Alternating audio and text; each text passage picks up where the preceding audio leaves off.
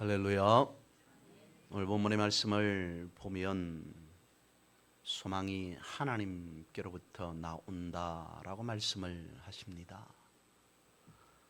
하나님은 우리의 소망이신 줄 믿습니다.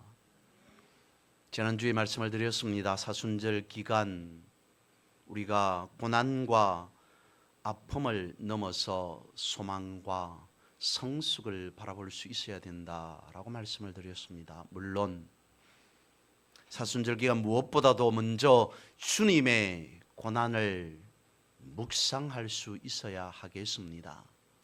하지만 우리의 고난, 우리의 아픔 또한 우리가 넘어갈 수 있어야 하지 않을까, 극복할 수 있어야 되지 않을까 싶습니다. 그러려면 먼저 우리는 고난과 아픔으로 요동치는 상황 속에서 어찌해야 하는지를 분명코 알아야 할 필요성이 있다는 겁니다. 먼저 첫 번째, 하나님께 소망을 두는 사람은 잠잠히 할 줄 아는 사람이라는 겁니다. 오늘 본문의 말씀 5절 말씀에 보면 잠잠히라고 말씀을 하고 있습니다. 우리가 아는 대로 침묵을 지킨다, 가만히 있다라고 하는 말이 잠잠히 아니겠습니까? 여러분, 가만히 있을 수 있는 상황 속이라면, 가만히 있을 수 있는 여유 있는 그런 시간이라면 충분히 잠잠히 있을 수 있습니다. 그런데 잠잠히 있을 수 있는 그런 시간, 상황이 아닙니다. 요동칠 수밖에 없는, 발버둥 칠 수밖에 없는 그런 상황임에도 불구하고 잠잠히 있는다는 것 자체가 어쩌면 우리에게는 불가능한 것 아닐까 싶습니다. 그런데도 어찌하여서 성경에서 오늘 본문의 말씀에서 요동치지 말고 발버둥 치지 말고 잠잠히 하라, 가만히 있어라, 침묵을 지켜라 라고 말씀하고 계시는 거겠습니까? 발버둥 칠 수밖에 없는 그 상황 속에서 발버둥만 치고 있다면 그 가운데 분명히 하나님께서 말씀하시는데 하나님의 음성, 하나님의 말씀을 놓쳐버릴 수가 있다는 겁니다. 요동치는 상황 속에서 요동치고만 있으면 하나님께서 그 상황 가운데서도 분명히 우리에게 말씀해 주시는데, 주님께서 우리에게 발버둥 칠 수밖에 없는 상황 속에서 무엇이라 말씀하시는지 그 말씀을 놓쳐버릴 수 있기 때문에, 그래서 발버둥만 치지 말고 요동만 치지 말고 잠잠히 하나님께서 내 인생 속에서 내 내면의 깊은 곳에서 무엇이라고 말씀하시는지 그 말씀을 듣기 위해 귀를 기울여라 라고 하는 말씀이 잠잠히 라고 하는 말씀이라는 거죠.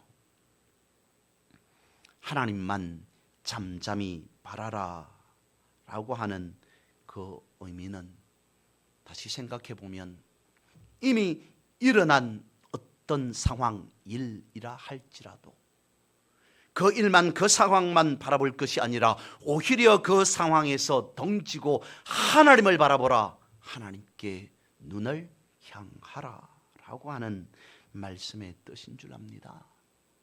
세상이 소란스럽고 요동할지라도, 그래서 많은 사람들이 때를 지어서 나를 높은 곳으로 데려가서 밑으로 낭떠러지로 밀어 넘어뜨리려 할지라도, 그런 상황 속에 있을지라도 세상을 바라보면서 소리치면서 큰일 났구나 라고 절망적인 그런 말들을 쏟아내지 말라는 겁니다.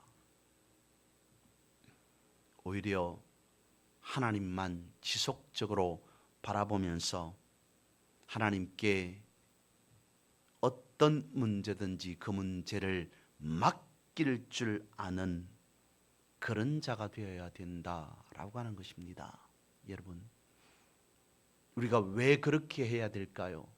소리칠 수밖에 없는, 발버둥 칠 수밖에 없는 상황에서 오히려 잠잠해야 되는 이유는 도대체 어디에 있단 말입니까? 이사야 30장 15절과 16절은 다음과 같이 말씀하십니다. 주 여호와 이스라엘의 거룩하신 이가 이같이 말씀하시되 너희가 돌이켜 조용히 있어야 구원을 얻을 것이요 잠잠하고 신뢰하여야 힘을 얻을 것이거늘 너희가 원하지 아니하고 이러기를 아니라 우리가 말 타고 도망하리라 하였으므로 너희가 도망할 것이요 또 이러기를 우리가 빠른 짐승을 타리라 하였으므로 너희를 쫓는 자들이 빠르리니. 아수르의 위협이 남유다에 미칩니다. 남유다 백성들이 큰일 났구나, 전쟁이 일어나겠구나, 우리가 다 죽게 생겼구나 두려워합니다. 겁을 먹었습니다. 어찌할꼬 가만히 있어서는 안 되겠다. 분명히 무슨 방편을 세워야 되겠다. 애굽으로 가서 우리 좀 도와달라고 하자. 애굽으로 가서 우리 좀 살려달라고 하자. 애굽으로 도망가 피신해 버리자라고 유다 백성들이 두려워 떨고 있습니다. 그때 하나님께서 말씀하십니다. 아니야. 잠잠히 있어야 될 것이다. 가만히 있으면 내가 너희들을 구원해 줄 것이다, 도와줄 것이다 라고 말씀하고 있음에도 불구하고 하나님, 그것이 아닙니다. 우리는 지금 당장 살아야 하겠습니다 라고 하면서 가장 빠른 마차가 무엇이냐? 가장 빠른 마차를 타고 우리는 속히 도망하리라, 속히 피하리라. 하나님께서 말씀하셨음에도 불구하고 유다 백성들이 그것이 아니라고 스스로 판단해 버립니다. 도망가야 살 수 있다고 말합니다. 애굽에 가서 간청해야만이 우리를 도와주실 것이다, 우리를 살려줄 것이다 라고 스스로 판단해 버립니다. 그때 하나님께서 말씀하십니다. 가만히 있으라고 했는데, 정녕 그렇다면 너희들이 도망갈지라도 너희들보다 더 빠르게 쫓아가는 사람들이 분명 있을 것이다. 너희들은 결단코 도망감으로 살 수 없을 것이다. 너희들의 판단, 너희들의 생각대로 될 것이다 라고 말씀하고 있더라는 겁니다. 여러분, 우리가 큰일이라고 할지라도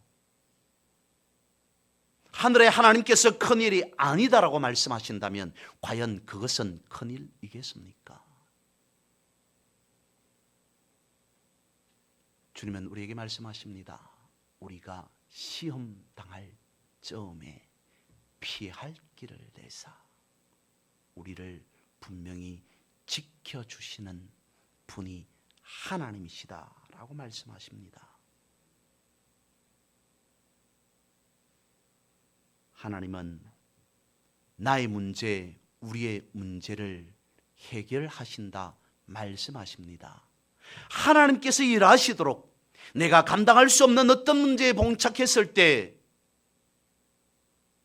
이 문제를 어떻게 할까 두려워만 할 것이 아니라, 그 문제를 피하려고만 할 것이 아니라 하나님께서 역사하실 타이밍이다, 하나님께서 일하실 시간이다 라고 믿고 하나님께 맡길 줄 알아야 된다. 그것을 두고 오늘 본문에서는 잠잠히 라고 말씀하고 있다는 거죠. 주님은 십자가를 지시기 전에 잠잠히 하셨습니다. 여기저기 다니지 아니하셨습니다. 기도하시고 또 기도하셨습니다. 기도에 집중하셨습니다. 하나님께만 집중하셨습니다. 그것을 두고 잠잠히라고 말할 수 있다는 겁니다. 풍랑에 요동치는 뱃속에서 제자들이 가만히 있지 않았습니다. 살려주십시오, 도와주십시오, 우리가 죽게 되었습니다 라고 말할 때 주님께서 파도를 잠잠케 하셨습니다. 여러분, 사순절 기간 잠잠히 하는 시간이 필요하다는 겁니다. 세상 일에 너무 분주하여서 우왕좌왕 요동칠 것만이 아니라 말씀 앞에 무릎 꿇고 묵상하고 또 묵상하는 시간이 있어야 한다는 겁니다. 조용히 눈을 감고 기도의 깊은 은혜 속으로 들어갈 시간이 필요하다는 겁니다. 그 속에서 주의 임재하심으로 우리에게 보여주시고 들려주시는 그 말씀이 무엇인지에 대한 집중하는 시간이 필요하다는 겁니다. 그럴 때 주님께서 징계를 받음으로 우리가 평화를 누리고 주님께서 채찍에 맞음으로 우리가 나음을 입었도다 라고 하는 그 치유의 역사가 나타나리라 믿습니다. 십자가를 묵상하는 시간, 주의 고난에 집중하는 것이 우리의 모든 아픔과 고통을 낫게 하는, 치유하는 그런 시간이 되리라 봅니다. 사순절 기간 잠잠히 말씀을 묵상하고 집중함으로 모든 것이 온전케 회복되는 그러한 역사가 나타나기를 주님의 이름으로 선포하고 축복합니다.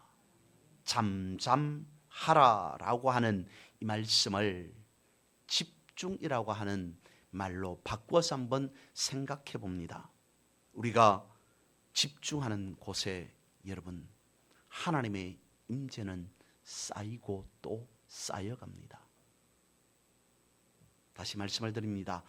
우리가 믿음으로 집중하는 그 자리, 그곳, 그 시간에 하나님의 임재는 쌓이고 또 쌓여갑니다. 시간을 내었습니다. 시간을 분별하였습니다. 이 시간만큼은 내가 다른 때는 몰라도 사순절 이 시간만큼은 기도하고 또 기도하리라. 물론 사순절뿐만 아니라 우리의 평소에도 내가 이 시간만큼은 말씀을 묵상하고 또 묵상하리라 라고 한다면 기도하는 그 시간, 말씀 묵상하는 그 시간, 하나님의 임재는 쌓여가고 있다는 겁니다.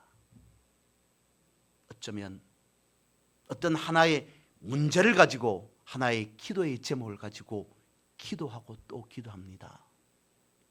기도해 보았습니다. 한 번, 두 번, 세 번, 네 번 거듭 기도하였습니다.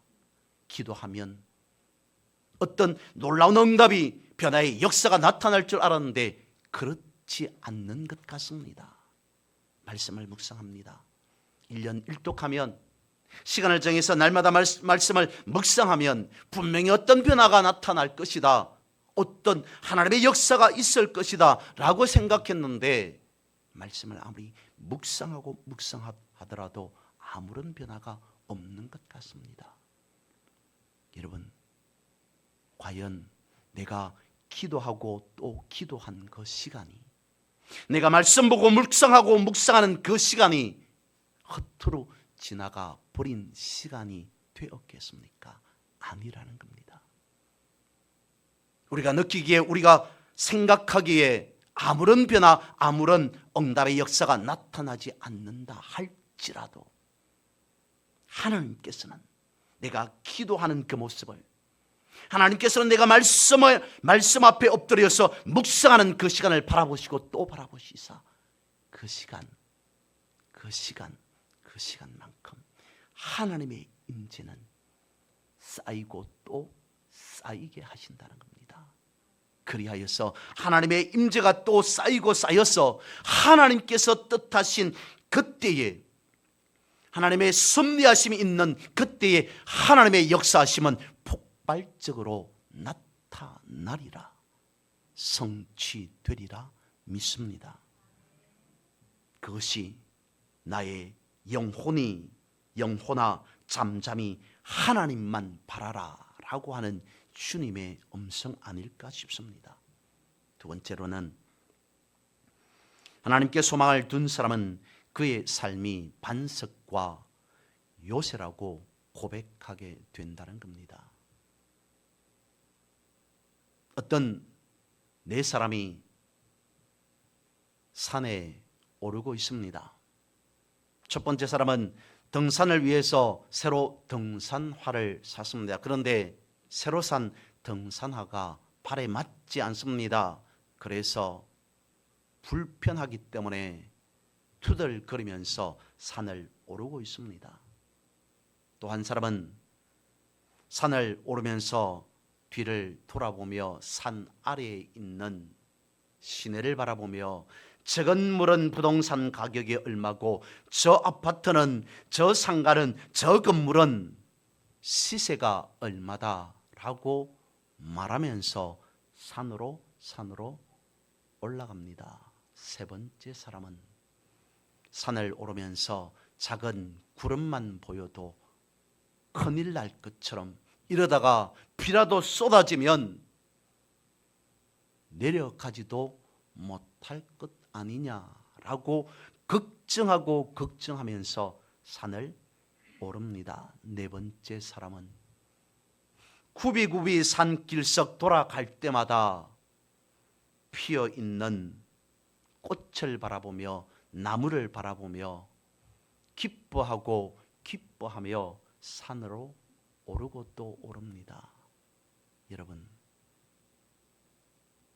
혹자는 우리의 인생이 등산을 하는 것과 같다라고 말하기도 합니다. 네 사람 중에 온전하게 인생을 살아간 사람은 몇 번째 사람이라고 볼 수 있습니까? 인생을 살아가면서 여러 가지 어려움 때문에 불평하고 또 불평하며 살아가야만 하겠습니까? 인생을 살아가면서 너무 지나치게 세상적인 것에만 매여서 이건 어떻고 저건 어떻고 라고 하는 그러한 것에 생각에 사로잡혀 살아가야만 하겠습니까? 아니면 어떤 두려움에 사로잡혀서 염려, 근심, 걱정하며 살아가야 하겠습니까? 살아가면서 인생이라는 그 길목마다 이것은 이래서 저것은 저래서 감사하고 또 감사하며 기뻐하고 또 기뻐하며 그런 인생을 살아가는 것이 맞겠습니까?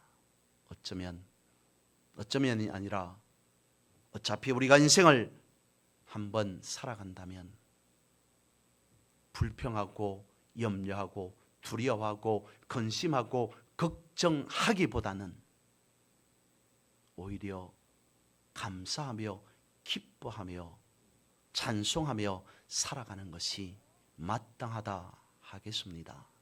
그런 인생을 살아갔던 인물 중에 한 사람이 바로 다윗입니다. 다윗은 하나님의 도우심을 바라보며 찬양하고 또한 감사하는 그러한 삶을 살아갔습니다.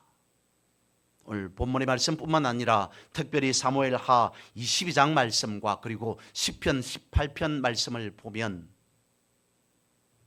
다윗이 계속 반복해서 사용하고 있는 단어 하나가 있습니다. 그것은 다름 아닌 반석이라는 말입니다.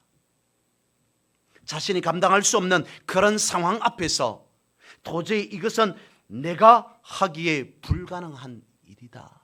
그러면서 다윗도 두려워할 수밖에 없었겠죠. 염려할 수밖에 없었을 겁니다. 생명의 위협 앞에 겁내지 않는 사람이 누가 있겠습니까? 그런 상황이 주어질 때마다, 그런 상황에 놓일 때마다 다윗은 자신의 인생을 되돌아보면서 하나님만이 나를 지켜주실 분이야, 하나님께서 나의 인생의 가장 큰 반석이시다 라고 고백하였다는 겁니다. 하나님은 나를 든든하게 지켜주시는 반석이다 라고 말하는 것뿐만 아니라 그는 이어서 말합니다. 하나님은 나의 요새시요, 나를 건지시는 분이시요, 내가 피할 바이시요, 구원의 불이시요, 나의 산성이십니다. 그렇지 않았겠습니까? 어려움 앞에, 두려움 앞에, 생명의 위협 앞에 자신은 흔들리고 또 흔들렸을 겁니다. 심하게 요동쳤을 겁니다. 그때마다 그는 그 현상을 바라보고 세상을 바라본 것이 아니라 하나님을 바라봅니다. 그러면서 그는 하나님의 하나님 되심을 무엇이라고 고백하게 되었냐면, 하나님은 흔들리지 않는 반석과 같은 분이시다. 나는 내 상황 앞에서, 내 일 앞에서 이렇게 심하게 요동치며 흔들리고 있을지라도 하나님만큼은 흔들리지 않는 반석이시구나. 그래서 흔들리지 않는 하나님께 붙어 있자, 하나님께 매달리자, 하나님께로만 나아가자. 나는 비록 흔들리는 삶일지라도 흔들리지 않는 반석과 같은 하나님께 붙어 있어서, 그래서 나도 내 인생 가운데에서 지난 시간, 지난 세월 동안은 흔들렸을지라도 이후로는 나도 흔들리지 않는 그런 반석과 같은 삶을 살아가 보자 라고 다짐하고 또 다짐하여서 그가 고백한 것이, 하나님은 나의 반석이십니다, 하나님은 나의 반석이십니다 라고 고백한 것이 아니었겠습니까? 이스라엘 백성들이 광야를 지나가고 있습니다. 그때에 르비딤이라고 하는 곳에 이르게 되었습니다. 물이 없어서 이스라엘 백성들이 목말라 합니다. 하나님께서 모세를 통해서 반석에서 물을 나게 하시사 저들을 먹이십니다. 그런데 이 사건을 두고 신약으로 오면 고린도전서에서는 무엇이라고까지 말씀하냐면, 고린도전서 10장 4절 말씀에 보면 다 같은 신령한 음료를 마셨으니 이는 그들을 따르는 신령한 반석으로부터 마셨음에 그 반석은 곧 그리스도시라.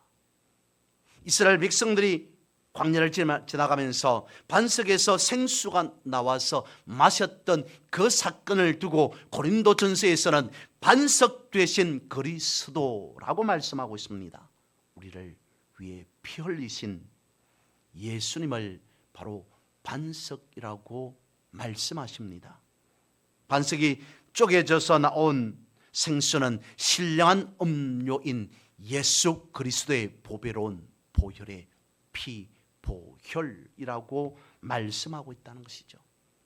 이스라엘 백성들이 목이 말라 할 때, 그때 하나님께서 반석을 쪼개서 물을 내어 저들을 먹이시고 살리신 것과 같이 오늘 우리에게도 반석 되신 주님께서 자기 몸을 희생시켜서 보혈을 흘려서 우리에게 마시게 함으로 살려주셨다라고 하는 것을 깨닫는 절기가 바로 사순절이라는 겁니다.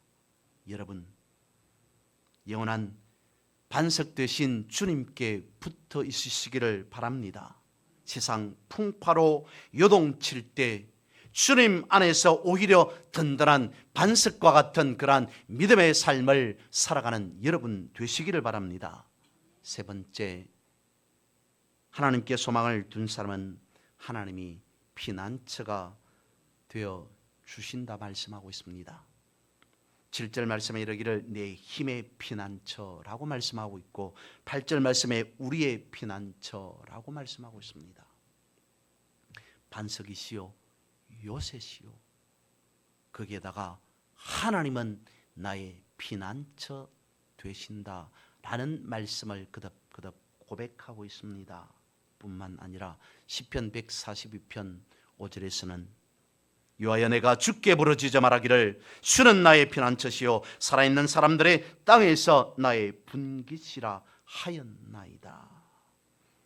하나님이 우리의 피난처 되십니다. 하나님께서 우리의 분깃이다, 우리의 유업 되신다, 우리의 기업 되신다라고 말씀하고 있습니다. 그렇다면 그 어떤 사람도 그 누구도 세상에 어떤 것도 흑암의 권세도 이것을 빼앗을 수 없다는 그 말씀인 겁니다. 로마서 8장 38절과 39절에서는 내가 확신하노니, 우리가 잘 아는 말씀이죠. 사망이나 생명이나 천사들이나 권세자들이나 현재일이나 장래일이나 능력이나 높음이나 기쁨이나 다른 어떤 피조물이라도 우리를 우리 주 그리스도 예수 안에 있는 하나님의 사랑에서 끊을 수 없으리라. 사람이라면 누구나 다 내면 깊은 곳에 아픔을 가지고 있을 겁니다. 그러면서 동시에 안전하기를 소망합니다. 여러분, 주님만이 가장 안전한 피난처 되시는 줄 믿습니다. 여러분, 우리가 의지할 분은 오직 주님 한 분뿐이라는 겁니다. 우리가 붙잡고 가야 할 것은 어떤 세상이 아닌 오직 주님을 믿는 믿음뿐이라는 겁니다. 주님이 우리의 피난처라 말씀하십니다. 주님께서 나의 피난처 되시겠다 약속하고 있습니다. 그러므로 우리는 주의 자녀, 주의 백성 되었습니다. 주님께서 우리를 아끼고 사랑하시사 주께서 쓰시는 좋은 군사로 삼으셨습니다. 군사된 주의 좋은 군대된 우리가 주의 이름으로 무엇이든지 구할 때 하늘에서 들으시고 땅을 고쳐주시지 않겠습니까? 하늘에서 들으시고 땅을 고쳐주심과 같이 우리의 온 마음과 온 몸과 상한 모든 것을 치유하시고 회복하게 해 주실 줄 믿습니다. 하나님은 오늘 본문의 말씀을 통해서 어려운 순간을 맞이할 때마다 우리가 불러야 할 노래가 무엇인지를 친히 말씀하고 있습니다. 인생의 폭풍우나 짙은 먹구름을 만나면 예나 지금이나 그때나 지금이나 우리가 묻는 질문이 있습니다. 주님, 우리는 이제 어떻게 하면 좋겠습니까? 하나님, 이제 우리는 어찌해야 합니까? 그때 주님께서 우리에게 이와 같이 말씀하지 않을까 싶습니다. 내가 너의 피난처이니 두려움에 사로잡히지 말라. 내가 너의 반석이요 요새요 피난처이니 결단코 어떤 상황 어떤 순간에도 두려움에 사로잡히지 말라. 시편 46편 1절에서 3절 말씀이 그것을 말씀해 주십니다. 하나님은 우리의 피난처시요 힘이시니 환난 중에 만날 큰 도움이시라. 그러므로 땅이 변하든지 산이 흔들려 바다 가운데에 빠지든지 바닷물이 솟아나고 뛰놀든지 그것이 넘침으로 산이 흔들릴지라도 우리는 두려워하지 아니하리로다. 하나님은 우리의 피난처라는 것을 이와 같이 말씀하십니다. 하나님께서 너희를, 하나님께서 나를 도와주시겠다라고 말씀하십니다. 이 생각이 여러분들의 마음을 가득 채우시기를 바랍니다. 성경은 계속해서 말씀하고 있습니다. 볼지어다 내가 세상 끝날까지 너희와 항상 함께 있으리라. 우리와 항상 함께 하심으로 영원한 피난처 되신다라고 말씀하고 있습니다. 하나님을 가까이 하라. 그리하면 너희를 가까이 하시리라. 피난처 되시는 하나님께서 결단코 멀리 계시는 것이 아니라 하나님이라고 우리가 부르게 되면 당장이라도 달려와 주실 만큼 나와 우리와 가까이 계신다. 하나님은 도대체 어디에 계십니까? 하나님께서는 나의 고통을 왜 이다지도 모른 채 하십니까? 나의 고통 앞에 하나님은 왜 잠잠히 계시기만 하십니까? 발버둥 치는 그런 모습을 보신 하나님께서 이와 같이 말씀하시는 줄 압니다. 너희는 가만히 있어. 내가 하나님 됨을 알지어다.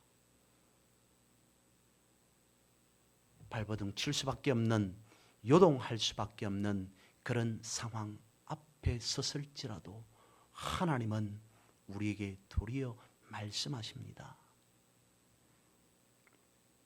모든 어려움 뒤에서 일하시는 하나님을 바라보라. 그때 또 하나님께서 우리에게 음성으로 말씀하시지 않을까 싶습니다. 오직 하나님만이 나의 반석이시요 하나님은 우리의 피난처 되신다 라고 말입니다. 주님은 지금도 우리의 모든 상황을 다 주관하고 계시는 줄 믿습니다. 그래서 주님께서 말씀하십니다. 세상에서 환난을 당하나 담대하라. 내가 세상을 이기었다. 요동칠 수밖에 없는, 발버둥 칠 수밖에 없는 그런 상황에 놓였을지라도 세상에서 환난을 당할지라도 오히려 잠잠하라, 담대하라. 내가 그 모든 너의 아픔을, 고충을, 환난을, 고난을 알고 있으니, 그래서 내가 세상을 이긴 것과 같이 너희도 세상을 이기게 하리라 말씀하시고 또 말씀하십니다. 말씀을 믿습니다. 주님은 거기에서만 그쳐지는 것이 아니라 우리에게 말씀하십니다. 두려워하지 말라. 놀라지 말라. 내가 너의 하나님이지 않느냐. 내가 너의 반석이요 요새시요 피난처가 아니냐. 내가 너를 붙들고 붙들어 주리라. 너를 붙들어서 나의 의로운 오른손으로 너를 끝까지 내 손에서 놓치지 아니하고 지켜주고 또 지켜주리라 말씀하고 있습니다. 여러분, 이 약속의 반석 위에 든든히 서 있어서 소망 되시는 하나님을 바라보시기를 바랍니다. 그리하여서 우리가 어떤 상황에 놓였을지라도 그 모든 상황들을 해결하시고 그 모든 상황들을 치유하시고 회복케 하는 그러한 사순절이 되시기를, 그리고 여러분의 인생 삶 되시기를 주님의 이름으로 선포하고 축복합니다.